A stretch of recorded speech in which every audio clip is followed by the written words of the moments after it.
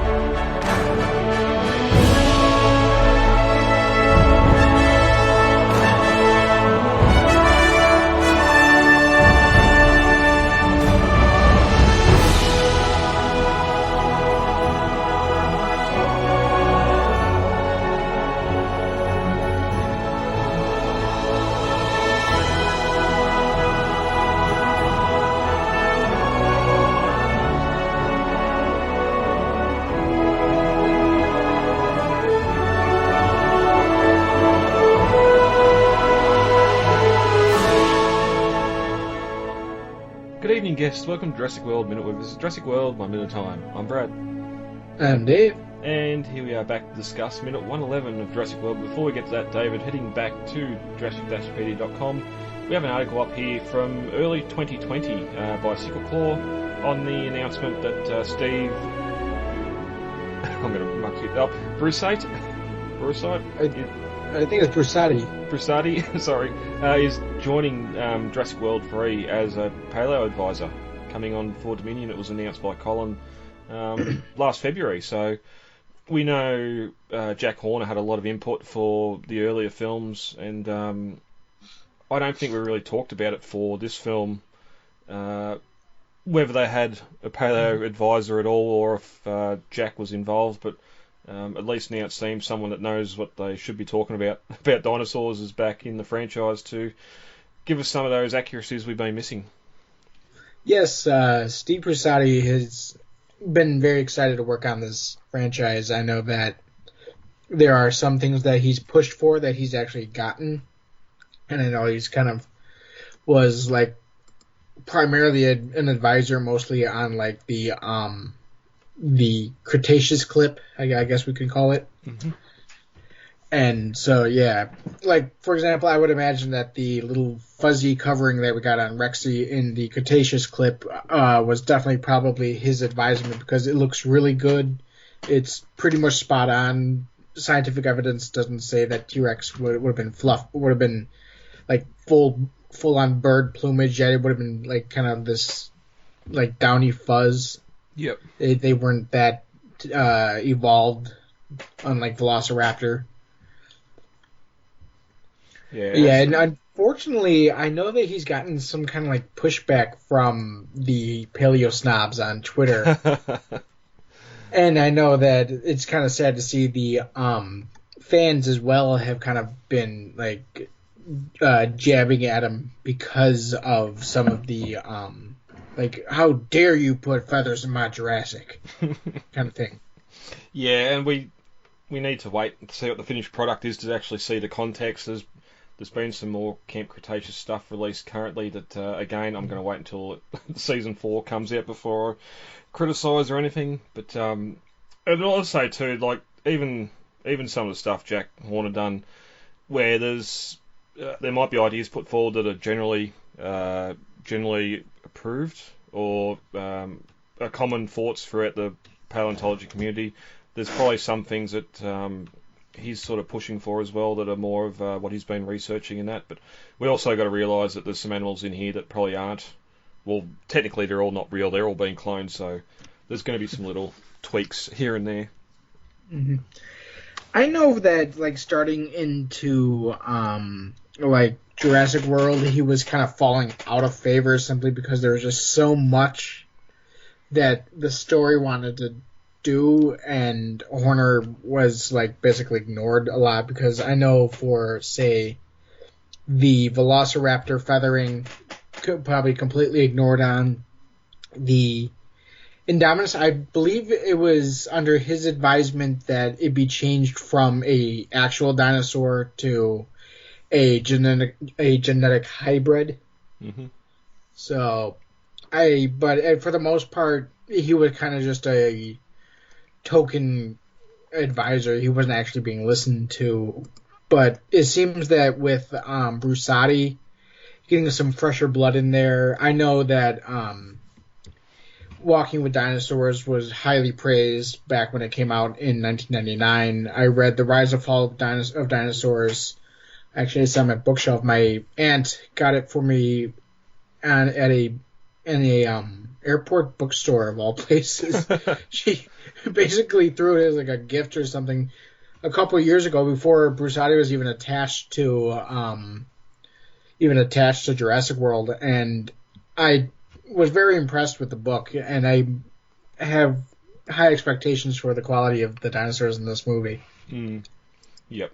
And really, all we can go off that's been released so far is that that early clip that we've still some people have seen, and I think for the most part, the actual dinosaur designs and that everyone's pretty happy with. So I know I was very happy with them. I know that a lot of people, myself included, were kind of iffy about the whole biostratigraphy mess up, but for the most part, like the designs, the Oviraptor was beautiful, the T-Rex was beautiful.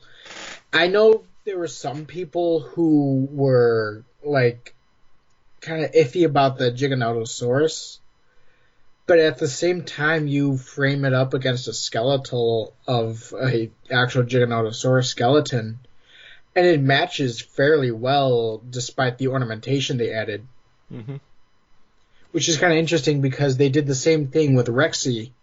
Rexy being based, when Stan Winston Studio designed her, being based off of the American Museum of Natural History T-Rex, which incidentally is also the T-Rex on the logo, meaning Rexy is in fact the face of Jurassic Park. But yeah, I think it was Michael Trisick, I have no idea if I'm pronouncing that correctly, who basically sculpted the skull based on a cast of the AMNH 5027.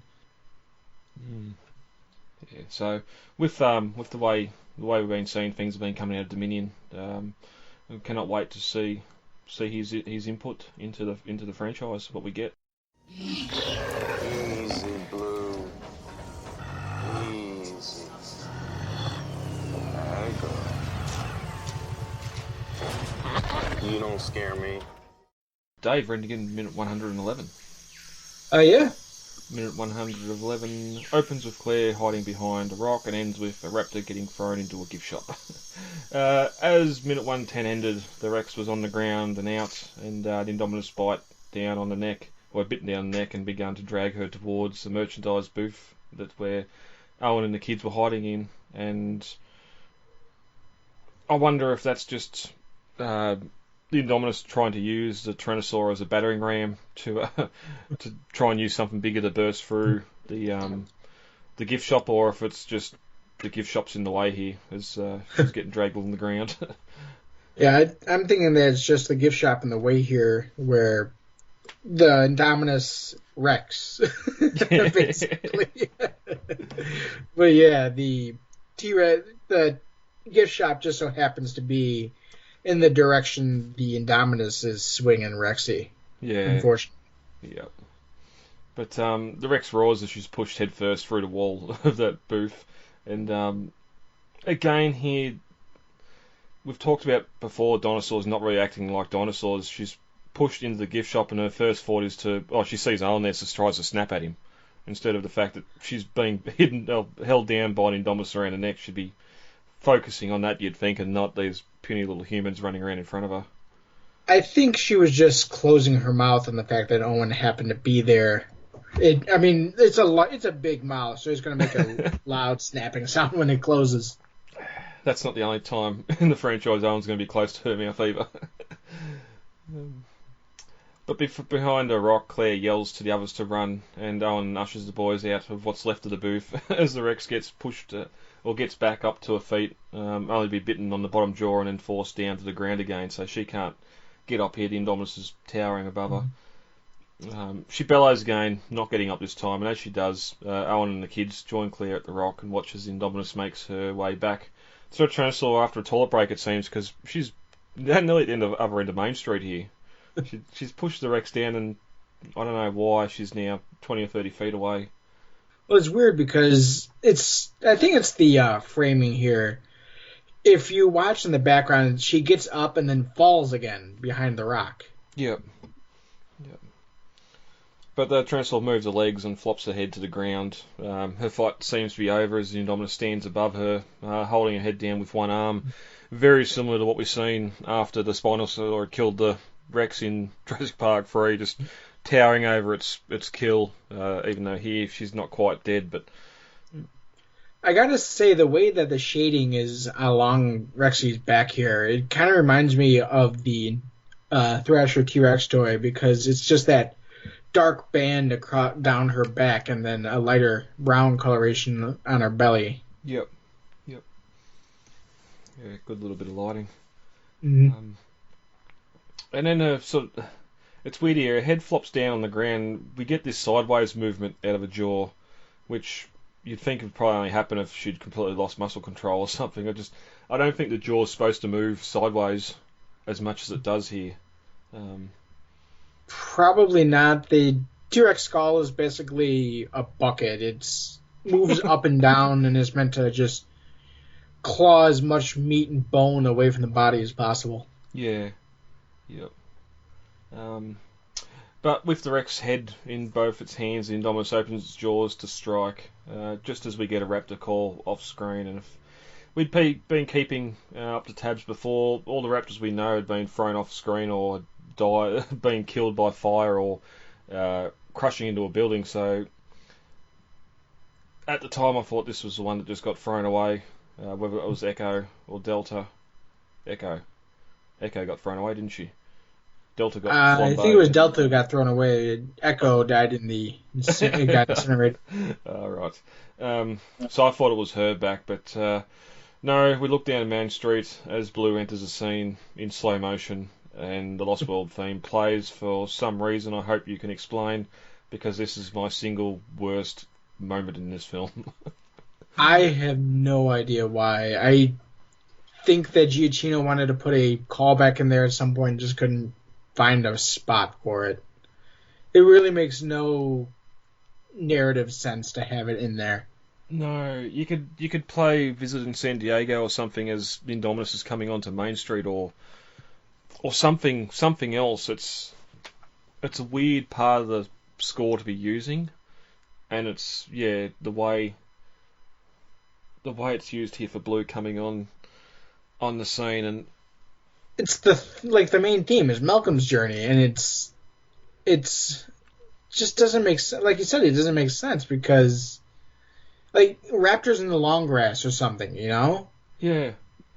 Giacchino made his Jurassic debut doing the themes for both Warpath and the Lost World PS1 game, and I think he kind of wanted to get to his root, throw a nod to his roots or something here, and it doesn't work narratively. Yeah, I'm blanking now, but considering it's only a 2 or 3 second snippet of the score, you could have done something else that would reflect or would fit a bit better. And the score aside too, I know we mentioned back when we seen the raptors running through the jungle and that how fewer times we've seen the raptors actually running, but just the fact that it's in slow motion, the weird head down, tail up, which I know that's sort of how they ran, but the legs are sort of doing all sorts of jiggly things underneath her, trying to power her forward. It just doesn't... You're doing slow-mo for this essentially money shot, and it just doesn't look the best. That's basically what it is, you're right, yeah. Anyway, I don't really want to talk about that anymore. It happens, it happened. We get the motion speed up again as Blue leaps onto the Indominus, hoping to do more than a pack could do earlier, which... Okay, we've gone from having 2 raptors back to 1, or 3 raptors back to 1 really, fighting the Indominus and a down T-Rex, so it's not quite certain what she's going to be able to do here more than what the others could, but maybe hold out longer. She finds a sweet spot on the Indominus's back where her jaws can't reach her, because the Indominus is trying to do that same bite bite and throw off technique she'd done earlier. But the Indominus can't reach her, so she shakes her head in fury, which is a good little trait there for the Indominus. She's not getting her own way or can't get this raptor off her back, so she's just roaring in frustration, shaking her head. It kind of reminds me a little bit of what the T-Rex did in the first Jurassic Park movie, where it just kind of rolls its body back and forth until it knocks the raptor off, and she can grab at it with her mouth. Yeah, obviously like a bull trying to get a rider off its back, just trying to get that animal to lose its balance enough that it can grab onto it.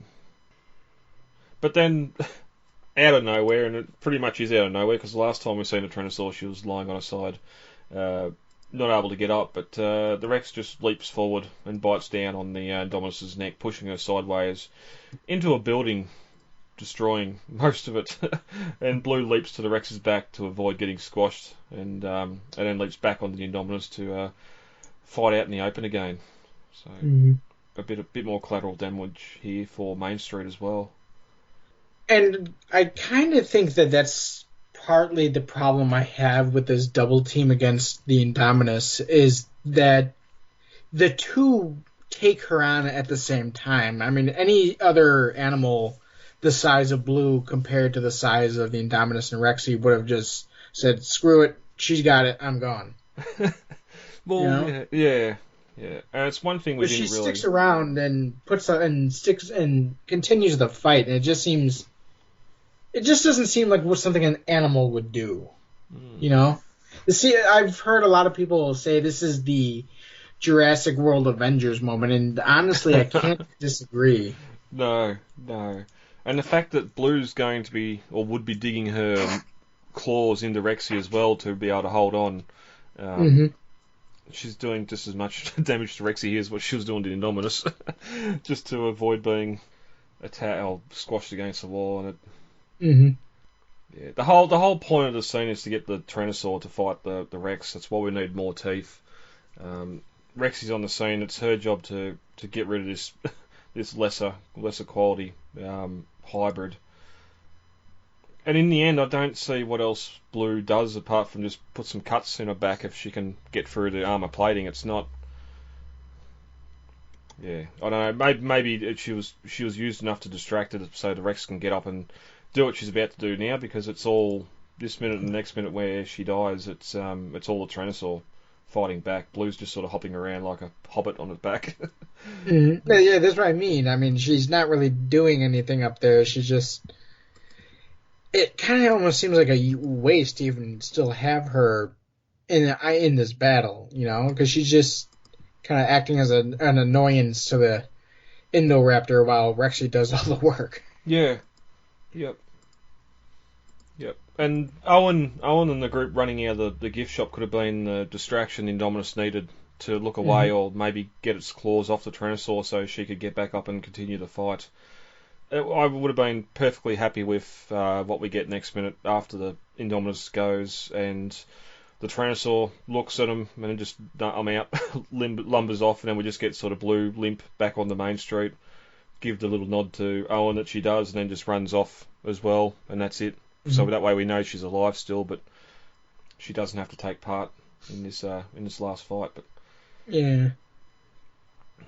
But as the minute ends, the group try to escape, running through they try to escape the fight by running through the Jurassic Trader, as we've seen before.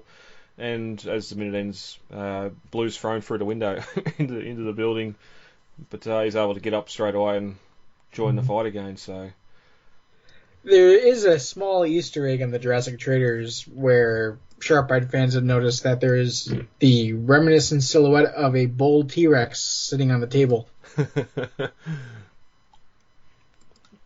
Yeah. Can there exist in Jurassic World? Confirmed. And that's a better one to confirm in the series than Star Wars, just because Kenji makes a lightsaber now, it's noise or whatever it was in Camp Cretaceous Season 1. But we've only got one more minute and this fight's over, which is weird because we've only got 2 or 3 minutes of just reuniting in the hangar at the end of the film, where the fight goes is very quick. But anything else on that before we get to novel comparisons? No, I think we're good. Alright, Blue digs her teeth in and claws deep in Indominus's leg. It turns its attention to Blue, and then the Rex rams its head into the animal, driving it into the concrete building. So a little bit different there. Blue's not actually on top of it, it's just being a little annoyance at the leg. The fight with the Rex near defeat here is drawn out to a lot more in the film than what we get in the novel. As we'll read in the next minute, after the I-Rex is pushed into the building, it falls to the lagoon boardwalk and is eaten by the mosasaur. And then we've only got 2 more pages after that, so the novel's just about done as well. But David, that's minute 111. Anything else to get to before we get out of here for today? No, I think we're good. Alright, lovely.